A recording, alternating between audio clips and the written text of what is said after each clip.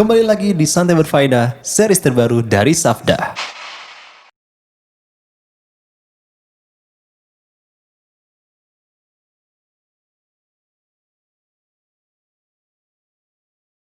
Ustaz, ini cerita benar. Kenapa ibu? Tapi nggak apa-apa, omongan ibu itu menjadi bahan evaluasi buat saya. Saya harus cek-cek lagi, buka beberapa referensi lagi. Benar nggak sih memang riwayat ini? Ini 6 tahun loh Ustaz. Kalau 6 tahun itu usia kita sini TK. Iya. 9 tahun itu SD kelas berapa? 3-4 lah. Nah, kelas 3-4. Ya masa Ustaz kok nggak masuk akal? Kan gitu kan? Polemiknya. Nah, ini menarik nih. Sebetulnya untuk menjawab ini sederhana logikanya.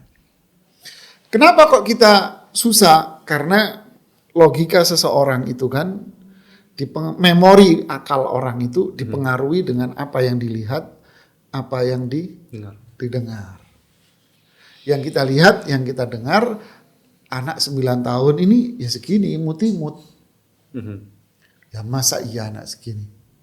Itu memori kita. Ya. Pernah nggak kita melihat anak 9 tahun yang tinggal di tengah padang pasir? Belum, kita kehidupan kota begini. Apakah sama anak 9 tahun yang tinggal di gunung dengan anak 9 tahun yang tinggal di kota? Bisa beda Ustaz. Beda. Bisa beda. Mana yang kelihatan lebih gede? Gunung mungkin ya. Gunung. Kenapa? Lingkungan mungkin. Geografis. Grafis. Makanan, minuman. Kita minumnya soft drink. Orang gunung minumnya empon-empon. Masya Allah. Tahu empon-empon? Masya Allah. Itu bahasa Jawa Timur. Tahu. Empon-empon itu kayak gini nih, jamu, kunci, Masya empon-empon. Allah. Masya Allah. Oh, kunci. Lah kan orang gunung minum ginian. Masya Allah. Ya, Kan gitu kan? Ya. Empon-empon, orang gunung minum macam-macam. Bawang putih, Masya Allah. apa ini, macam-macam kan. Ini orang gunung. Masya Allah. Siap. Karena pernah dulu ngontrol bangunan masjid di gunung. Memasuk ke pegunungan itu susah. Karena batunya segini-segini. Saya ngontrol bangun. Pala saya cenut, pusing sekali. Waktu itu. Orang kenapa pakai bahasa Jawa halus? Kenapa Pak Ustadz? Saya jawabnya pakai bahasa Indonesia. Pusing banget kepala saya. Oh sebentar. Dia motekin daun apa enggak tahu di depan rumahnya, dipotekin ijo-ijo, dikasih air panas. Monggo dipun unjukaken. Oh, silakan diminum. Masya Allah. Kayak ini Ustaz berarti. Masya Allah. Diminum. Masya Allah. Diminum. Masya Allah. Nggak tahu ya. Tapi bagi kita sih, kita ini otak pikiran kita obat. Tapi kalau mereka kan orang desa kan ya itu gitu. Anu ini aja godokin ini, godok ini, godok ini. Kan gitu kan? Godokin ini, godok ini. Orang India, Pakistan.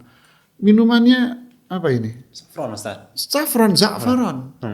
Makanannya dikasih za'faran. Kasih za'faran. Kan gitu kan? Masya Allah. Begitulah. Jadi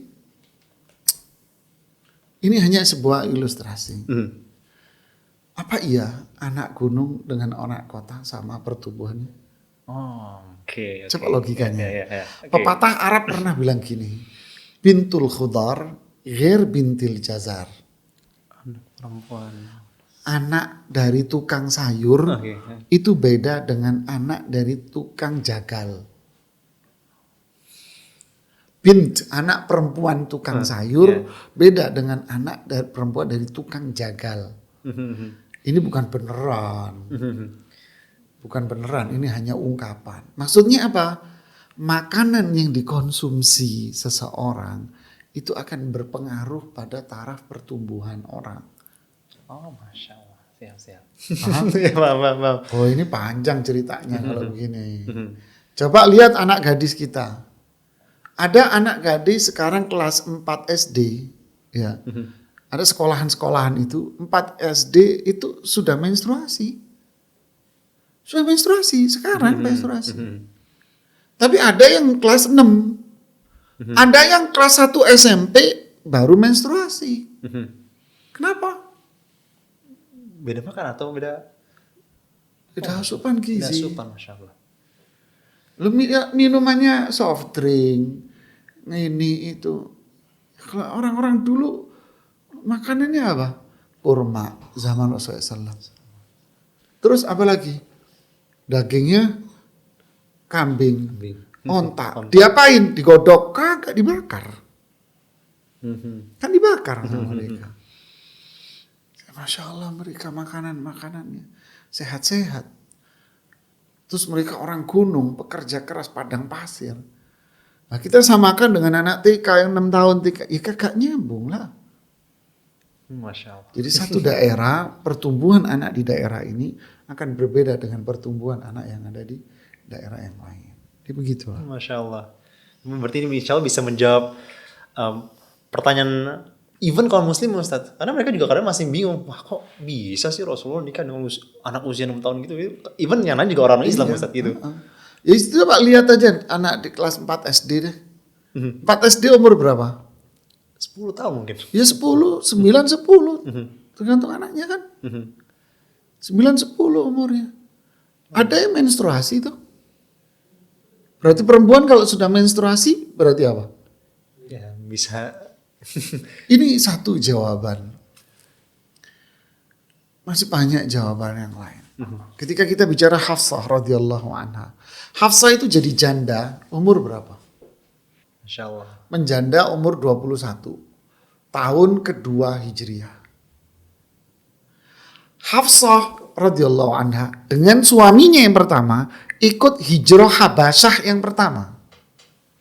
Oh, Masya Allah. Coba hitung secara matematis. Ayo.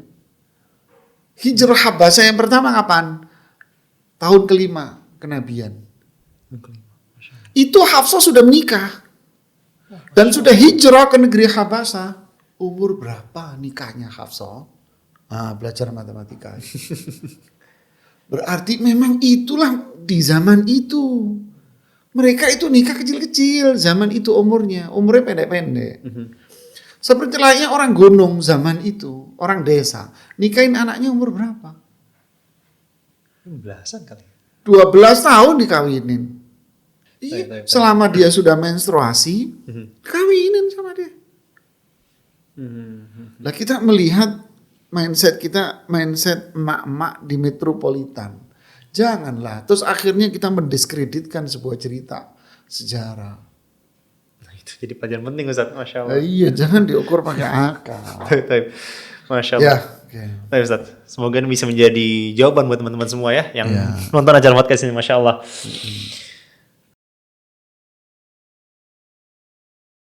Sahabat Safdah, saksikan terus ya serial podcast episode ini.